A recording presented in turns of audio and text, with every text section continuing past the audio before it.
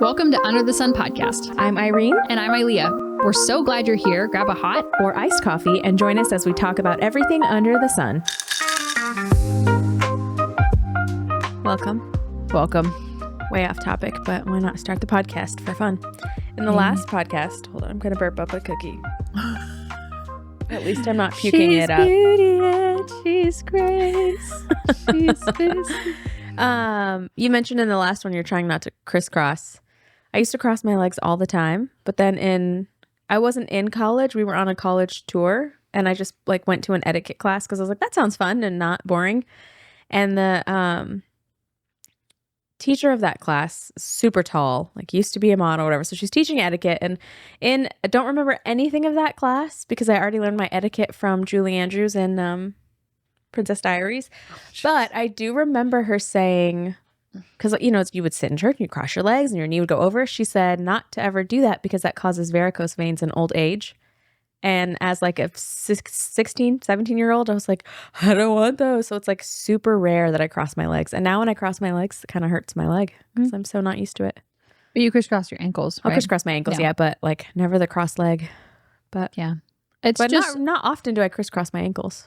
I've heard from a lot of chiropractors and just body workers. That sounds weird, but you know what I mean? People who work on body, that they can tell when somebody sits crisscross a lot or leg over the other, which I was taught that was ladylike, but which I think it was maybe at one point, but I'm just trying to get this kid in alignment, get out of my vagina. Just trying to not have veiny legs when I'm older. I have varicose veins behind my knees, which I don't like. Ouch. I don't feel them. They get bad enough. They get painful. I don't feel them now. Good. I don't know. But I also know that I can reverse things. I don't know. But what are we talking about today? I already forgot. So now that the cat's out of the bag and we're both pregnant, there's no hope of us. We're both just how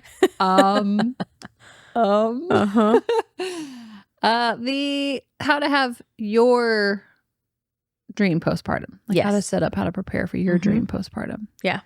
Which looks different from just me to her. So yeah. You want to start or you want me to? Well, we could talk about how they're different in that you want no visitors for 2 weeks, and I'm already planning my mother staying in my house for 6 weeks. That I don't compute that. But that's great. Good for you. Great, because then I'm not going to cook. I'm not going to clean. And even if she comes right before the kid is born, which is the goal, but it's hard when you just guess. Well, she'll probably be here for Riker's birthday anyways. Probably. Well, if I can convince her to stay a full 6-7 weeks. Just to get bored of our house. But she doesn't let me do anything prior to baby, which I should be no, I can do it. But I'm okay, cook all my meals. So that's a huge difference in that you don't really want people in your house besides you and Dave. We're just a close-knit couple. I don't know. And I don't. Jacob and I too, but we like to delegate. So if someone's going to cook, we will always, that is the thing what's that thing that's if I win the lottery, I will never tell you, but there will be signs and it will be a personal chef in my home because we both like good quality food and neither one of us enjoy the cooking process. We do it because we have to. So basically my mother makes whatever we want. She also eats heavily and a pretty carnivorous diet. So it's not she has to do anything new. She just makes the same thing she does.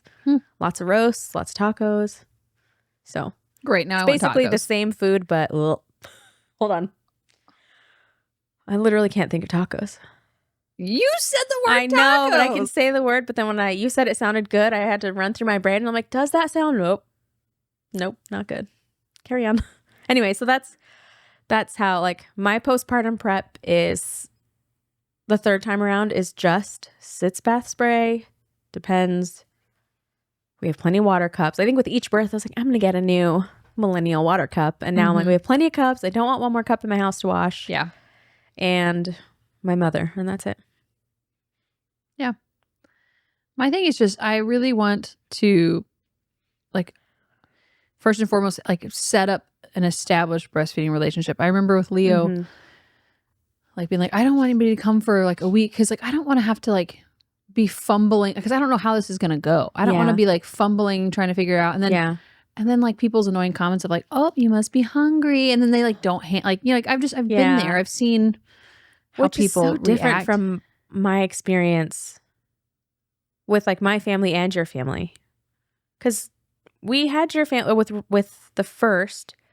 Jacob invited everybody over maybe sooner than I originally was like, I want like a week. And then I think it was like 24, 48 hours. Everyone had come by at least for a few minutes, which at first I was worried about, but everyone was really good about saying like, do you want your baby back? Do you want your baby back? And at that point I'm like, take the kid. I'm good. And not because I didn't want my kid, but like I had pretty bad after labor pains with him too. And I'm pretty sure like my tailbone, like with the back labor was bruised and stuff. So it was actually kind of a relief to have somebody else holding him. But everyone, like the second he made a noise was like, here you go. So it was opposite of like, let me fuss with you while your mom and you are both struggling.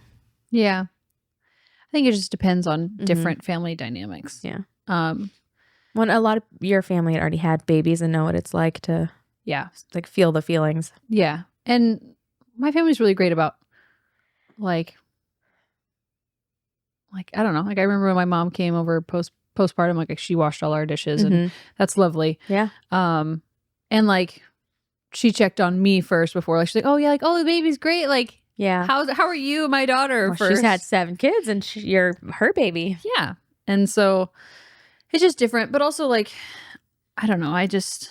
I really breastfeeding is like really important to me, and I don't want interference, and I'm more sensitive than I think people realize. So like, like just, you know, I'm sensitive to certain commentaries and stuff. So if someone is like, oh, like, you know, like, oh, she seems fussy. Like, do you think you're making him enough milk? Like that would be like, that would enrage me. Am I making enough? Like, you know you are, but that little seed of... The seed of doubt would enrage me, and then be like... And then I'd have to like be like, shut down your postpartum. Like this rage that you want to like punch this person in the face. I don't know. I'm just... And I think people have gotten better through the years. But I think every family dynamic is different. And you just, you know... everybody. But I wonder... But like bonding is so important. Like I feel like... this like smelling your baby. I don't want to be clothed. I don't want to like, you're still like leaking so much in the beginning. Like I have no desire for people to come over and be like covered in like titty milk. Like wait till I'm like not bleeding. Or I also am like, if you see my milk, sorry about you. Yeah. But I wonder if you're going to feel different the second time. Like maybe like the second time nursing, I read a couple things, but that was it. But I was still nursing a kid. So I wasn't thinking, oh, I've had a gap. It was like, whatever, I'll just pop you here and I'll pop you here and it'll be great.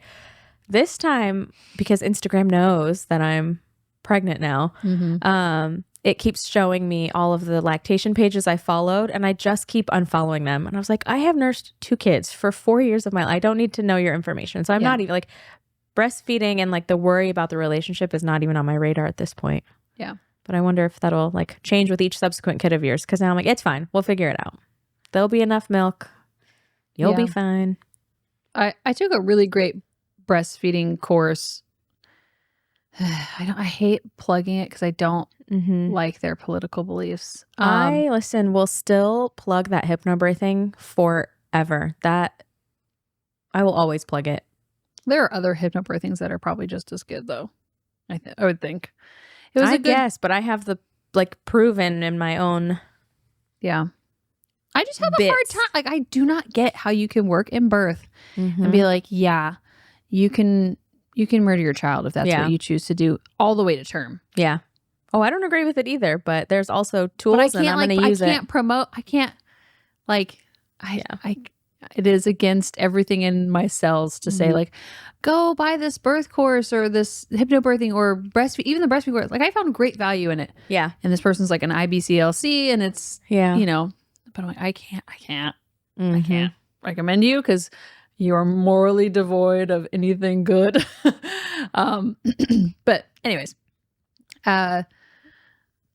I think I'll be like excited to show him off more, but like also like just confidence in, because I think maybe part of my like sensitivity is like, I just don't know how I'm going to be as a mom. And like I'm an older mom. Like I've had my kids kind of after everybody else in my friend group. And you hear horror stories. Not all these are like firsthand, like you hear horror stories of like, I don't know. Just horror stories of people like not giving the baby back or like being rude and saying comments or whatever. Yeah. But like I have grown in confidence in motherhood to where I'm like, nope, this is mine. I can prove it. Yeah. Look at my bleeding vagina. Yeah. So I think it may be different, but like I also just love like, because honestly, like for me, it's like, who is going to be there at 2:00 in the morning and supporting you all the time? Like also like who texted you during or like even checked in at all during pregnancy? I'm like, then does anybody really deserve, tell me if this is selfish, but if you did not text me during pregnancy saying like, hey, just thinking about you, how you doing? How you feeling? I'm not going to rush to get you in to like meet my baby the first week. Yeah. Well, I think that's where everyone's villages comes in and are different. Like doesn't have to be blood. Yeah. But it's who is in your inner circle. Yeah. Well, like who showed love before like it was just to come smell like the newborn baby smell. Yeah. You know? Like I don't know. If you don't really make the mom feel loved and supported, and not like it sounds selfish. No, I get it, because you're doing a hard thing. Yeah, and like even just like a thinking about you period, like you know, like whatever. It doesn't have to be anything fancy, but like, I'm not gonna rush Dave bonding with his son, Leo bonding with her brother, because now there's one more person to factor into it of like, she's never done this before either. Yeah. She's never like, she will be there for the birth. Like, I mean, unless she's asleep, I'm not waking her up. I don't think, at least. Depends on how loud I get. Yeah.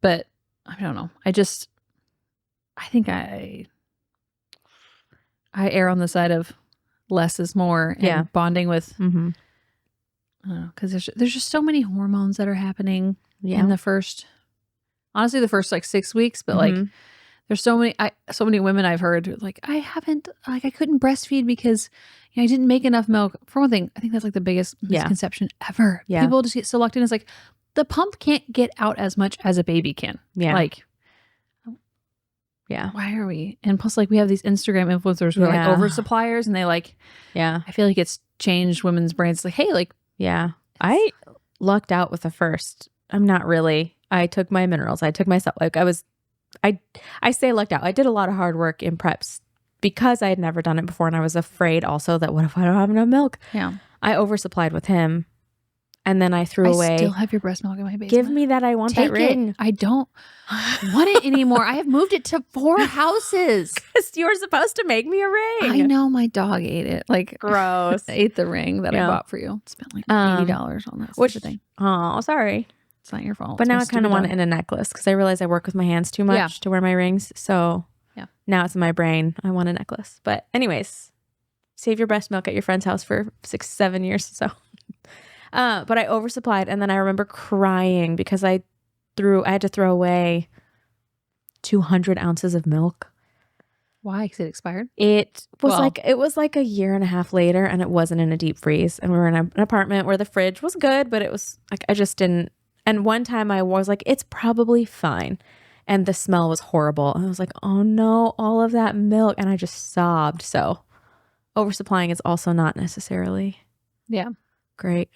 But listen, I swear by the Haka. I used it. I hated it. See, that's like why it's nice to have all like 2 people, because it's like every time I nursed Leo, I put the Haka on the other side, and then I still produced enough milk to like if she needed to go to the other side, like if she like detached herself but like was still like rooting, I could put her here, and there would still be enough. My body would be like, oh my gosh, like she needs more, because supply and demand is so. I feel like the Haka sucked too much and too hard. So I had one that didn't suck. It was just like a cup, and you set it in there and you just stuck your nip in there, and that caught the letdown. And then I would just put the letdown in little bags and then still nurse on that side. But I tried the Haka, and it just hurt. And then I had this kid who was also like biting, and I'm like, forget it. I can't do this. Too much stimulation. Oh, but I don't know. I never really felt I know the a lot Haka. of people swear by the Haka. I just hated it. I don't know. Dave got to be a pro at it. You put it on. It's like it's hard like when you're new to like nursing and you're like in a diaper and your belly's still big because like it doesn't go down for a while. Like you're nursing and then I'm like, be like, this one's dripping. Will you get it? And then he got to be a pro at the haka. But can you imagine Jacob trying to attach a milky haka? You don't think he would? No, absolutely not. See, I think like those like that little man would go to war for me and annihilate everyone on this planet, but he is not going anywhere near my leaky milk. Dave is very I don't know. He's just like a secure, like he's a secure man. Like he has, I remember on Leo's birth, like, actually, I don't remember it. You guys told me that like Leo, what am I hearing? The kids are coming in to go potty. Oh, okay. I didn't know if it was the dogs. I was going to yell at him. So, but like Leo was born and my husband like hopped in the shower in front of like the whole birth team. Everyone was we there. did have like, it was like a special glass and you couldn't see through it. So like, but I like had to go find him a towel. I had to go, I think I had, in my brain, I had to go like find his underwear, find a shirt. What? I think, unless he grabbed it, but I know I had to go find him a clean towel. He just showered with everyone in there. Just a very secure man. And like, see, but I think every relationship has to have one of those, because in ours it is me. I don't care whose bodily fluids it is. It's fine. It's not going to phase me. I rise to the occasion though. Yes, and like, and if Jacob had to catch the baby, he would, but he's not going to volunteer to stick his hands in anybody's fluids. Yeah. Well, Dave, even Amy was telling me, like, because I do work sometimes in birth by taking videos and stuff, like she had like a rough birth that we were just talking through or whatever. And I then shared it with Dave and he was like, I was like, do you think you'd be able to like pull an arm out? Like, or like to like, you know, do an extraction? And he was like, oh yeah. He's like, he's like, you just do what you have to do. Like whatever. And Jacob's been on a farm. He's pulled calves out of their mother. So he'll do it if he has to, but it's not his first. Yeah. He's not doing it for fun. Yeah. But Dave is excited to catch again, and like he wants to catch, and which I think is funny because Amy is very hands on, and like almost every birth I've filmed with her, she ends up in the tub with the mom. That's so and it's so cute. sweet. She's doing like back, she's like fully clothed, just trying to like bring comfort to the mom. And then she was like, "So Dave will be in the tub." Interesting. She's like, "I've never had a dad be in the tub," and I was like, "He'll be there." I was like, "He'll be in there." Ready to catch. Yeah. That also reminds me that when my finger, yes, but testament to Dave and my like ability to handle, like Dave, we've always joked that if the apocalypse happens, Dave and I are on medical and like emergency. But when I crushed my finger on the door, Dave was the first one there, like cradling my finger, like I'm holding my blood and he's like covered in my blood. Nobody's flinching. Yeah. And Jake was like, "You got it? She's good? Good. I'll take the kids." Yeah. What were we talking about? How did we get on this tangent? Bodily fluid. Just the different postpartum something. Oh, I think I was just maybe trying to get to the point that like those moments where like Dave was doing the haka and like I wouldn't trade those first, like I think maybe more than like boundaries. I wouldn't trade those beautiful moments with just me and Dave and our baby because it is going to be just the three of us at 2 o'clock in the morning. It is just going to be the three of us for eternity when the new baby buzz wears off and there's nobody there for you. Like, nobody's coming to save you in the middle of the night except for your spouse. Yeah. And so like those moments of remember, like, and seeing, like, you know, Dave like kind of fumble through like how to be a parent. Yeah. Me kind of like, I would rather that fumbling happen like with peace and not me worrying about like, oh my gosh, someone's going to come over. I should probably vacuum or clean or do something like, you know, which I think that's. Do you like, have that thought in your head? I did. Yeah. Because post birth, I'm like, if you see a dirty undies on the floor, it's your business, not mine. I'm busy. Yeah. I think I'll feel that way this time. Yeah. Because like I care a lot less. Yeah. Your bar drops way lower. Off topic, but kind of a testament to our husbands, I guess. And I don't wish hard times on anybody, but do you have brain fog? Are you lethargic? Do you have digestion issues? Do you not poop enough? Are you pooping too much? Do you have angry outbursts? Does your butthole itch? Irene, does your butthole itch? Don't answer that. Don't answer. I'm gonna answer. Well, if your butthole itches, what does that mean? Question. That means you have a worm. or many worms. Lots of worms. And I know what you're thinking. Worms, are you kidding? That doesn't happen. I've not left the country. Yeah, it happens. Guys, like you can go touch the soil in your front yard and get worms from there. Like, because if you have pets, they lick you. We're disgusting, honestly. And like food, like produce, if it's not cleaned properly or if it's grown and like, they're everywhere. Yeah. So most cultures cleanse once a quarter. Yeah. So deworm themselves all the time. You gotta deworm yourself, and we have the perfect brand for you. Yes. Rogers Hood is where we get all of our parasite things from. She has this kit. It gives you everything you need. It has 3 tinctures. There are... And heavy metals, too. Yep, pulls heavy metals out. It's so great. Yeah. I did it. I'll just say it. I did it. And the very first day that I started the tinctures, an 8-inch tapeworm came out of my bed. 8 inch. So... And... I mean, I have left the country on like cruises, but it's all sanitary and everything's washed and they're there. It's just life, and we have to just cleanse regularly. Yeah. So use our code UTSP10 and you won't regret it. Yeah. Man, those hard times when you're past them, I hope that everyone can find a spouse that like there is no question if it's 2 a.m, if we're 75, if we're 35, like that person is just there. Yeah. And will move the earth if they have to. Yeah. That's something that doesn't come by like a easy peasy, everything's going great kind of marriage. Yeah. And not that it's saying it comes from fighting, but like starting businesses in pandemics and having children and navigating children and working jobs. And it's like, there's a lot of stuff where it's like, you know what, at the end of the day, none of this matters except our family unit. Yeah. The family unit cool and your bond. Yeah. Like how's the emotional dynamics between everybody, like, you know? Yeah. Which I would say at this phase, mine's just a girthy dynamic. I'm not that exciting of a mom right now, but it's also... We had a sweet dynamic the other day where my daughter came up and goes, Mom, you have to name the new baby Sunny. And I said, oh, why Sunny? She goes, well, you have the star and the astronaut. Now we need the sun. And I was like, that's the really cutest thing I've ever heard. That's cute. We're also not naming this kid Sunny, so but it was so cute. You can have a nickname. Yeah. Yeah. I was like the cute of her to put that together, that she's named after a star, Riker's named after an astronaut. Everybody knows, right? Like mom knows? Yeah, everybody knows. Everybody knows. Okay. So like something happened the other day and I was like, oh yeah, like Aunt Irene's gonna give you another cousin. And she was like her brain just like I could see it could chunk, like just like get stuck in the gears. Oh no, she was like, one more of them. she has no. She's so excited. I don't know if you see. Oh, she must put her babies away for once. She has probably 5 babies that she every day.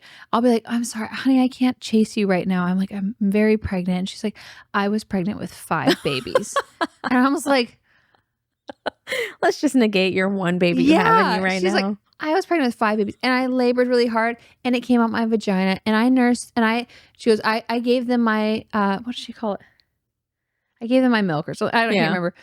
But like, it's very like degrading of like, I did like, this 5 times. If I can do this, you can run with me. Yeah. And I'm like, but I'm like, actually like, I'm like almost 300 days pregnant. Could you just, anyways, but, yeah, your family is like your people who live in your home. That dynamic is the most important. And I think that's more than setting up a boundary. I'm trying to protect that sacred moments of like, we will never have this back again. And like, we will never have, because even the postpartum, Dave had a postpartum high. I don't know if Jake experienced this, but like, I don't think, not necessarily. By like keeping, maybe it'll be different with the home. Maybe it'll be different with the home birth if it's like in your own, like versus like, well, it'll be in your own home, so it'll still be. Yeah, but then like you're not gonna like drive home after 2 hours. What? I drove home an hour. I drove home. Like sleep and like I don't know. It's up to you. But they boot you out of that birthing center like 2 hours after you give birth. That's what I'm saying. Is like maybe it was interrupted by like forcing you to get out and then you had to come back. I had the postpartum high. But maybe it interfered with Jake's. Maybe. I don't know. I think what interferes with his is doing video projects and not sleeping for 3 nights when he knows I'm about to have a human. I keep having to reel Dave in. Yeah. Because like you're going to be exhausted and I'm going to need you. Well, I also told him like I mean, I was first trimester and I was like, and he was talking about, he was like, I want to maybe switch jobs, whatever. Yeah. Apply for this job. And I was like, okay, but if you're going to do it, you have a month to apply for jobs and then like stop or like whatever it was. I was like, and then because like, I was like, we don't need a job change right before we have a baby. And then, and then now he started October 1st. New job and my guest date's October 15th. It's fine. But like even with projects and stuff, like he was he was like working all night, late into the night, trying to get this room done because there was things that went wrong. So like the podcast room back here / like media room, I was also going to give birth in there because it would just be kind of out of the way. But he was like something with the walls. They like basically made like triple the amount of work, and then the electrical was actually like not safe. And he's like, if you wouldn't have seen it, he's like, this would like eventually have started a fire. Yeah. And so he like basically had to learn to be an electrician and like fix it. And he like called our electrician friend and asked, make sure he was doing it right. Yeah. Anyway, so he's like trying really hard to get him like, hey, just so you know, I'm not expecting you to get that done. I can birth on this rug right here in the pool. It doesn't have to be in that room. Yeah. He's nervous that if the pool pops and like ruptures, it's tile, that it'll go down into the basement and it'll be like a horrible cleanup situation. And that like, you know, it could get into the freezer cord, which is right there. And I'm like, I bless his heart, but he thinks about things that I just don't. Tell him to put some sandbags. I was like, because you're not going to need in the basement. Just sandbag the door. Yeah, that's true. But once we like, I was like, hey, like that doesn't need to be done. Yeah. The only thing I need from you is maybe a camera, just in case I have a precipitous, like just in case. Yeah. Or like nobody can make it because like there's whatever. But I don't know. I don't know. I think this is the most ADD conversation I feel like I've ever had. These are both of our post-birth experiences, so it kind of works. But where Jacob thrives is the play pretend age, which is great because I don't. Yeah. So, which will make no sense to you, but it'll make sense to like 99.9% of everyone listening, is that I married Bandit Healer. Doesn't make sense to you. I don't know what that means. So on Bluey, Bandit's dad plays pretend all the time. Teases the kids all the time. Like just pulls random imaginative things out of his butt, and like the kids have so much fun. And there's scenarios on there where Jacob's watching and he's like, I do that all the time. I was like, I know you do. I appreciate it because I don't have that let's play pretend-ness where like the newborn is ours, but the newborn is mine. Yeah. And not that the children are yours, because I'm homeschooling. We'll do crafts. We'll learn things. We'll dance around the living room. We'll go on adventures. But like the make-believe is where that is his element as a father. I'm like, go for it. Yeah. Have the best fun. But the newborn, I'm like, that's mine. I can keep it. Thanks. So I think it has to be that way. I think I only think about like not that I'm not thinking about him, but I'm kind of not thinking about him for the postpartum. Because even for like my mom coming, she'll help with the baby if I need her to, but she's there to take care of me, her baby, and the other kids. Because I want the other kids to still feel all the love. And I know I'm going to be pretty focused on the newborn for a while. So I feel like with my mom and Jacob, that's where the other kids will get their tanks full too while I'm fussing with a new baby. If we April, it'll be kind of hopefully not that cold, and they can always go play in the backyard and play with their cousins and stuff. Cousins. Yeah. Crazy. The nice thing about postpartum with our group too, though, is like I was telling someone the other day how that duffel bag of clothes just keeps going from house to house of the maternity clothes. Oh yeah. Goes from house to house, and then the car seats just go from house to house, and then the swings just go from house to house because nobody's actually on the same exact timeline. Good. I mean, so it's been great. I was just like, I don't need to buy anything. I mean, truly, like if you have a girl, like you also have already had a girl and a boy, I have but tons like, of clothes for either. Yeah. And like apparently they're all born in the same exact season. So we're good. I can't relate to that. There are some things I'm like, this does not translate, but it doesn't like, it'll be fine. We're going into fall. Like, I'm just going to wrap them in a blanket / just not be social. Yeah. But that's my default. That's maybe me just saying like, it's okay. Like if your default is to like not be social, which yours is like, I don't know, maybe you want like your mom there 24/7 for like 6 weeks. How do you feel about like external people? Like, I wouldn't want everybody over. Because my that love much. language to you would be like, I'm going to let her bond with her babies. Yeah. And like at the most come and play with Riker and Nova and Yeah. like bring Leo over Mhm. in a craft or something that Yeah. like will entertain them. Yeah. That would be like, I do need to figure out what your love language is. And I would probably be more like, tell the dads to take the kids to the park and you come sit with me on the couch. Okay. Yeah, that's great. Mm-hmm. But I think that's part is like knowing. Oh, we'll be able to sit and nurse our baby.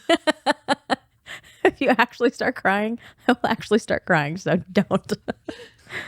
I saw a post the other day. I almost shared it on Under the Sun and I forgot. But it said, because everyone's always like, how do I find my village? How do I find my village? And the post said, if you want to find a village, first you have to be a villager. I know. Yeah. And I thought that was really good. But that doesn't mean like be overbearing. Like you kind of have to read the room, know your village's temperaments. Do they need space? Do they prefer this? Do they prefer this? Which is a lot of times just asking. Yeah. And communicating that. But yeah. Yeah.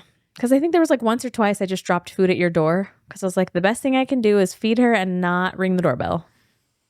But knowing what your person needs. But I don't see you. Well, I know. And Dave invited me and I was like, nope, bye. I don't see like, you know how like they're just certain. So if I like picture myself as like a gas tank meter, there are some people who like, when you hang out with them, you leave and you're on E. Yes. And you're like, oh my gosh, like I cannot do this. And then there are people when they come and then they leave and then you're the same. Yeah. You're one. I say the same because like you make yourself at home. I was like, get my own drinks. Well, I'm like, if you've been here more than twice, like make yourself at home. Yeah. If there's dust somewhere, we live here. Okay, but here's the thing. Some people say make yourself at home and don't mean it. If you tell me to make yourself at home, I'm absolutely going to make myself at home. But my family dynamic is, I would go rum in the I would much rather that because I do that all the time. I would, no problem. It's also like a perk of doing like home births and stuff with video that people are like, oh yeah, make yourself at home. I was like, great, I'm going to go make myself some eggs. I'll be right back. Yeah. I can't eat eggs right now. I haven't. It has to be cooked in things because I can't. I could probably eat a burrito. Actually, I've wanted potatoes more than anything else on the planet. But at this stage of pregnancy, especially post a loss, I will not eat non-organic potatoes.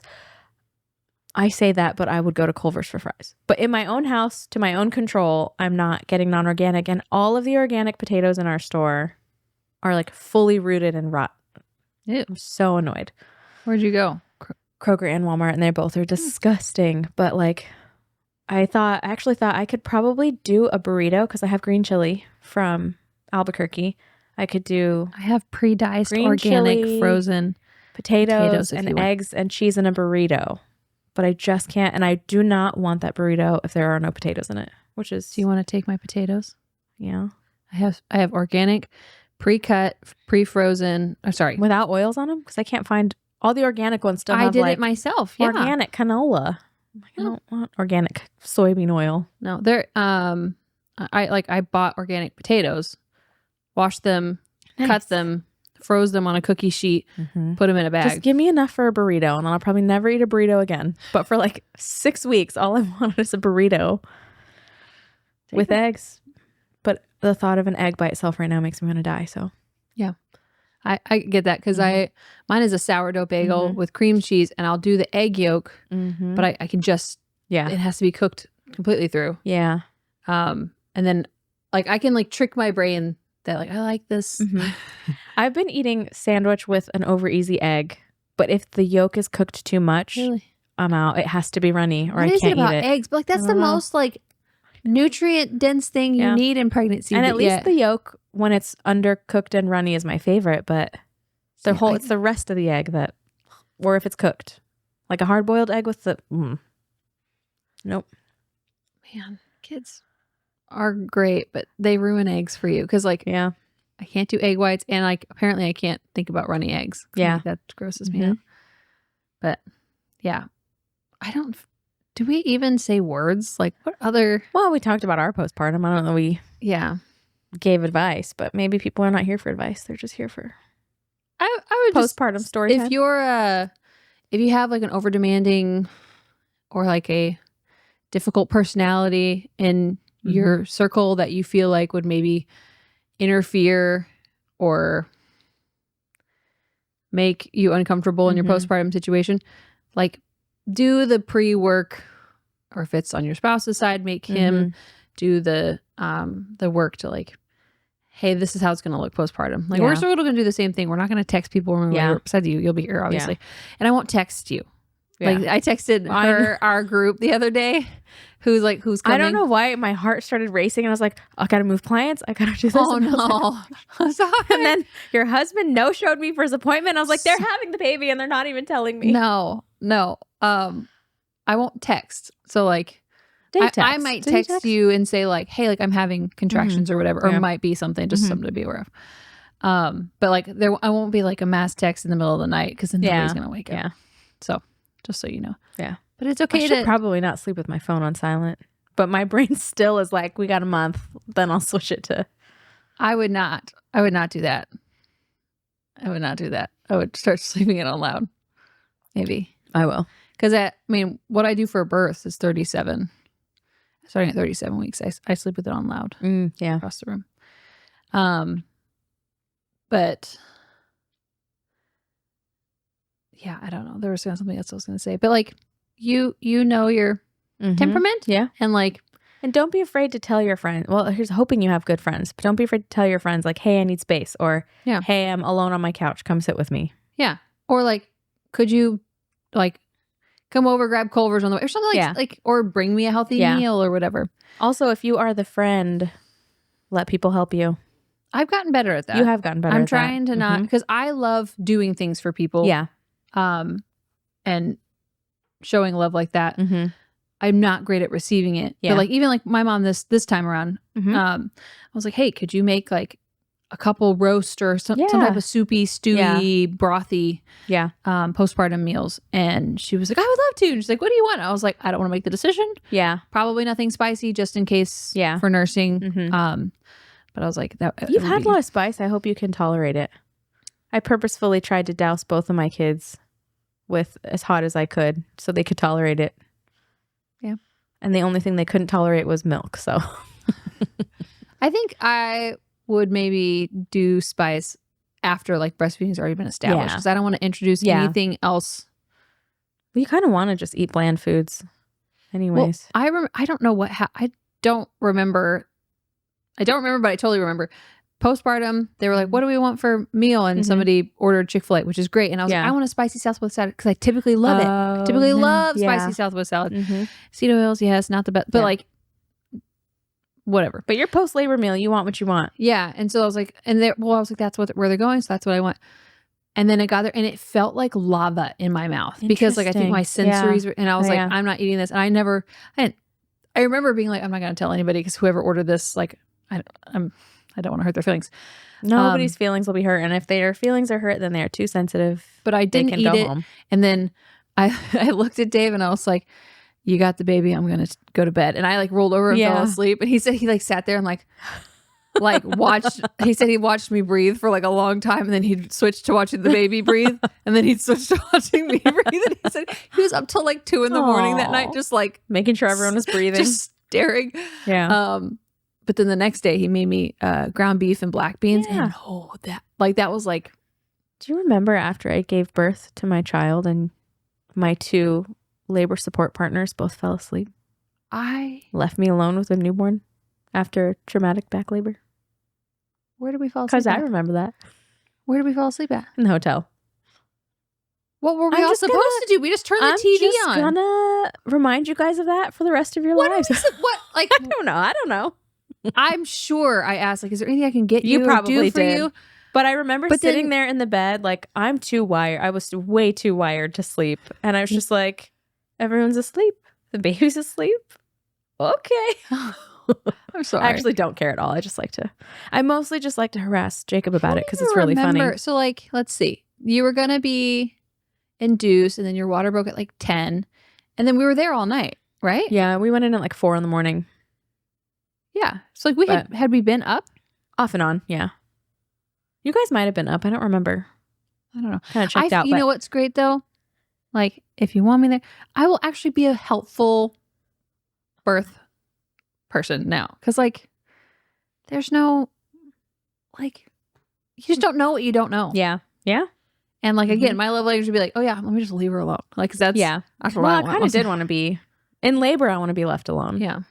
Unless I want my back pushed on. But yeah. Anyways, it's just everyone's things are so different. And I don't think you know what you're going to want until you have it. Yeah. And then you just know. I mean, even Amy asked me, she was like, are you okay? Like, do you want me to, like, help rub? And I was like, I originally told Shannon, I was like, I don't like to be touched. Mm-hmm. And then I watched back in the videos and I was touched the whole time. Yeah. And I felt like I needed it. Mm-hmm. So I was like, I don't know. Unless I tell you otherwise, just go for it. Yeah. So, but okay. Sorry I don't for this think rambly conversation. I feel so, my brain is not here. That's sorry. okay. I mean, it's also part of almost postpartum. Yeah. Yeah. I think it's fun. What were you going to say? I love labor. Remind me in a few months, but I love labor. Okay. Everything about it. Well, I had, the other night, something happened and I was like, it made me think like, oh my gosh, like I'm gonna have to do labor again. And like, is tonight like the night? And I was like, oh my gosh, I'm gonna have to do it. You got the baby high, but not the marathon high. I got the labor high of like, because when she came out, like I was like, I don't feel tired at all. Like that was great. I'm so proud. Also, like I've never had confidence like that ever in my life. Because like you do this thing and you're just like, my body is awesome. Yeah. And that was great. But I don't. But the thought of like, I want to do that again. I didn't have that. Because I have that. I'm like this time around, I'm like, this will be fun. I'm prepped for like I am praying that it'll be, and I don't even want to say redemptive birth because I had my dream birth. Well, I had the same with both, but my second birth kind of like washed away the back labor of the first. But but they both were like water births, natural, however I wanted. But yeah, I know what you mean. I would like it to be. Do you know who Procter & Gamble is? I wish I didn't. They're the owners of Pampers and Loves. They help fund the murder and mutilation of children. Did you know that? Which is bizarre for someone who claims to care about your child's rear end. Not to mention that, but also their stuff is filled with harsh chemicals, endocrine disruptors, carcinogens, like in the diaper on your kids' most sensitive parts. It tells you exactly who they are and that they actually don't care about your kid. They care about getting your money for their product. I have made the switch and I have not looked back once. Good. It's with Every Life. They are a non-toxic diaper company, but they auto ship to your door and we have a code with them now because I use their product like we always do, guys. We use the product first and then we're like, we reach out. We're like, guys, we want to talk about you on the podcast because we think our listeners would actually really benefit from this information. So, or this product. So, anywho, but yeah, we have a code with them. Woohoo! Code UTSP10. Yeah, and you get 10% off your purchase, which I don't think you'll regret at all. It's non-toxic, super soft, really like it feels like a nice quality, and it doesn't feel like plastic, if that makes sense. And they don't support murder. They don't support murder. Okay, UTSP10. Bye. Not as long. I would like to reach a breaking point sooner. Like let myself. Yeah. Like I'm not great. I'm not one to just cry over anything. So I'm trying to actually like exercise. Hey, if you have an emotion and you feel like crying, just go cry instead of like holding it. Because that's like, I mean, if you look at my birth video, I like cried at 6:30 and Leo was born at like 7:15. Yeah. So like if I would have just like relinquished control and surrendered to it, I probably would have been done sooner. But yeah, I don't know. It's all, I don't know. I have no context because she was born in her sack. She had a really big head. She can weighed Amy, a lot. Like judge this kid's head? Not that you can judge it, but like, has she said like, "Ooh, this kid's got a noggin," or no average? No, but she did say like she was palpating, like feeling his head down at the bottom. Like if your care provider can't like palpate and tell what position and your kid is in, and they have to use a sonogram, they're not a very good provider. Yeah. Run away. Yeah. But she's like digging in there trying to figure it. And I told her, I was like, there's a pain right here. And I was like, and it'll go away occasionally, but I was like, I whatever. And so she was kind of like palpating, and she was like, oh yeah, his hand's there, and he moved it away. And then she'd move it, and then he'd put his hand back there, and then does it keep putting it there still? Yeah, I think I think he's doing this. So it's fine. I'm gonna do some more inversions later to try to like rotate him and get him to not do that. But she was like palpating, and then she did this. She's like, he's really long. She's like, that's his butt, that's his head, and it's not even the top of his head. And I was like, but long is not bad. They just swoop their way out. I'm not. I mean, here's the thing: is I'm not even scared. We were like, oh, You've already had I've already had a 9-pound, large noggin, 10-ounce baby with. Forget about the 9 pounds though. It's the noggin size. Well, because after the noggin, everything else just kind of bloops. But yeah, it really just rips its way through there. But it's I have no fear about the size. Actually, that's nothing. It has nothing to do with that. It's duration is where I feel like my fear lies. Yeah. So like I told Dave this, I'll tell you this, like speak against fear, rebuke it during birth for me. Just because I don't want to tense up and then make it last longer than it needs to. Yeah. Because of like how long hers was. Yeah. So there was something else I was going to say about birth, but I think you might need to retitle this. let's still postpartum things. Okay. But this is I'm 35, so in the secular world labeled as geriatric. Let me just tell you, I follow a girl on Instagram who's also 35, also pregnant with her 3rd kid. And like we talked about in the interview with Dr. Stu, like one going to the doctor too much will just prompt you to have to go to the doctor more. They keep telling her this. Well, we think we see this. Well, we think we see this. And her anxiety's through the roof. But it's because she's geriatric. So she has to, because she's that way, she has to go to the doctor more often. Well, they keep finding things and then scaring her. Well, now you need genetic testing. Well, now your husband needs genetic testing because you're both carriers of this. And I'm like, you're negating the fact that they have 2 healthy children who don't have this thing. So yes, it could happen, but like, what is the point of doing the blood test just to scare everybody? And my only thought was like, sonograms are stupid inaccurate. Was sad for her that her pregnancy is not peaceful. And the only reason it's not peaceful is because somebody slapped an arbitrary number and said that 35, you're geriatric. Yeah. This, at least Amy, but she's home birth and she's wonderful and she's helped women much older than me deliver babies. The only reason we're treating this with anything and with progesterone is because I had a previous loss. But it's not, well, you're 35, so you need all these extra scans. Any extra scans we've done or anything are like my own fear, because we had some spotting a couple weeks ago that scared me. And so since like I have a little bit of PTSD from last year, we got an extra scan. But it was never like, well, you're 35, so we better monitor these things. Or your husband's 42, let's check and see if you guys have this genetic thing. It's like everyone's just treating pregnancy like it is a pregnancy, and it's beautiful. That's a new thing. So let's maybe not go, to the doctor if you're comfortable doing that. I mean, I agree with the clip Jacob pulled for Stu. It's like, if you have, like, if you can, like, stay the F out of the hospital, because like, it is not safe. Yeah. Like, I do not see that, like, unless, like, I have, like, in my mind, certain things that I would be like, yep, that's why I would, like, I would go to the hospital for X, Y, and Z. Yep. But it is not a safe place for me. I don't feel safe there if I ever have to go. No. I didn't feel safe there taking my kid for stitches. I don't feel safe there visiting someone who's ill. Like, there's an air, and I don't like to sound woo-woo because I'm not super woo-woo, but like, I don't like the air of the hospital. Like, not the breathing air, like the spirit of the hospital. Yeah.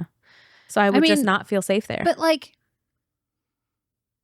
a little bit, who cares if it's woo-woo? Like, we are working against evil principalities and forces, whatever. And I think them things are palpable at hospitals, because like, it is all negative and death and fear. Yeah. And I think pharmaceuticals associated with the devil, but whatever.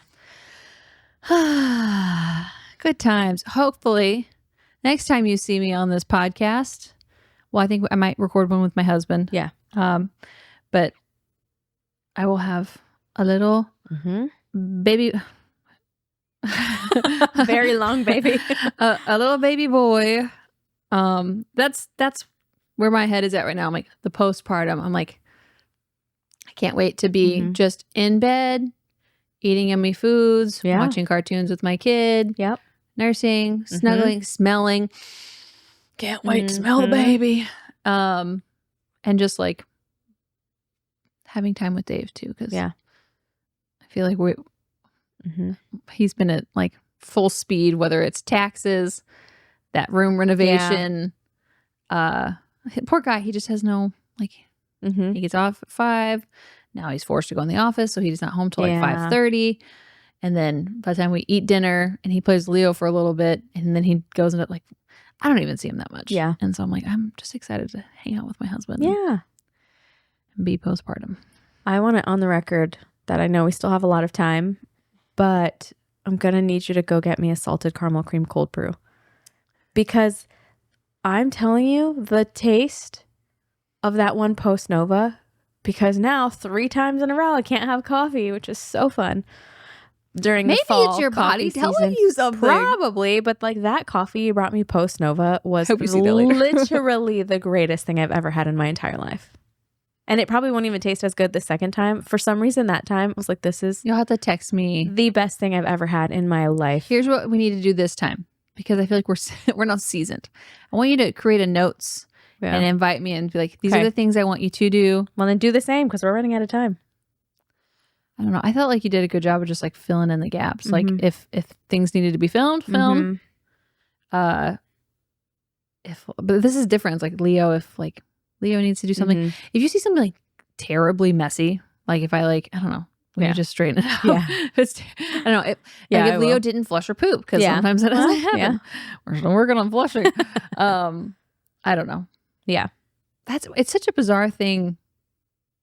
I hate my dogs, but like I don't want like my floor covered with hair. So like that's something I'm gonna do like in early labor. It's when I vacuum everything. So does your Roomba still work? Can you just let it run like every night, just in case you go into labor? Not. I run it every day as I do my dishes. So like I'll do the dishes and then I run it in here. But like it's also not that effective. It gets what it can hold. But anyways, wow, this has just been like the ramble. I'm sorry, guys.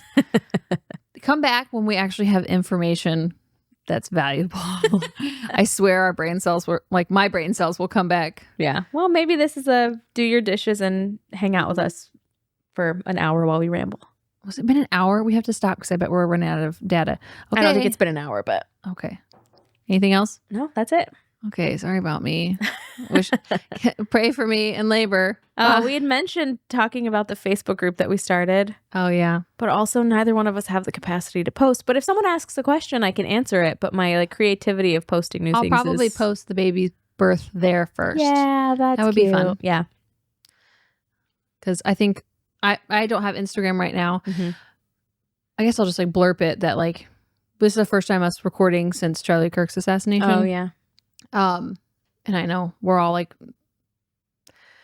if you're negative about Charlie Kirk, you can just stop listening to us and just go away. Because it was just horrific. Anyways, I don't want to get into it because it makes me really sad. But it actually happened on our anniversary, which like, yeah, I didn't register that. And Dave and I both listen to Charlie Kirk a lot. So like, it's. I don't know. I'm shocked by how much it impacted me. And so like I have been just like very minimal on Instagram. Yeah. And now like I think now until I give birth, I think I'm just not even going to have Instagram because it's just wasting my time and I'd rather like listen to music or something. But yeah. So if you reach out to me, it's not because I'm in labor, it's just because I'm not. Yeah. I can't. Because I love conspiracies, but then it raises my cortisol. And if your cortisol's raised, you're not going to go into labor. So I'm not going to. I also saw a post, which Jacob makes fun. He's like, every conversation we have is I saw a post. I'm like, I know I waste too much time. But also, I heard on a podcast. So I know. I'm like, just because I'm watching and you are listening. But it was a post that basically, there's a verse in Isaiah, and I looked it up and I tried like 3 or 4 different translations that basically is saying, don't fuss with conspiracies. Do not listen to conspiracies. I was like, interesting. Okay, but like, do not worry yourself. What is the definition? Don't worry yourself with conspiracies. Basically, only fear the Lord. So I think it like the people that not you, but like the people that get in a bunker and they don't talk to humanity. They're putting too much faith in themselves and not fearing the Lord. But also, I don't know. But I'm not a huge conspiracy. Don't get me wrong. Person. I know, like, you have to, like, once you know so much, like, you have to be like, oh, like, the only remedy for this culture is God. And like, that's the only thing we can rely on. But I'm sure I'd have to look at the context of when what it's set in. But like, it does not do anybody any good to not know what is going on in your surroundings. Like, so many people just put their head in the sand. They're like, oh no, this is crazy. There's putting head in your sand, but then we will never know the truth of some things. So I don't have the time to invest in that when I'm trying to move my family forward. But anyways, I'm not personally, I don't care about conspiracies. Personally. So I like to be informed. And so but I also know, like, everything has a season. And I'm like, I don't need to know everything. Like, I know, like, God is supreme and he's not surprised by Charlie Kirk getting assassinated. He's not surprised at the impact that he's had. He's not surprised that, like, he knows who did it. Yeah. And so I have no problem just resting. Like, that's what it is. And I would love, what? Look at that spider. Oh, he's just a little wolf spider. Hold, please. Now I got to put this in the podcast. Hold? Irene. It's just a wolf spider. Get it. As you can imagine, I'm the spider killer of our home. Are you? Of course. Well, Jacob will do it if I'm not home. I'm home. Actually, if I was home, I would catch it in a jar and make my kids look at it. Are you kidding me? Irene, smush it. Why are you walking away? Shoes.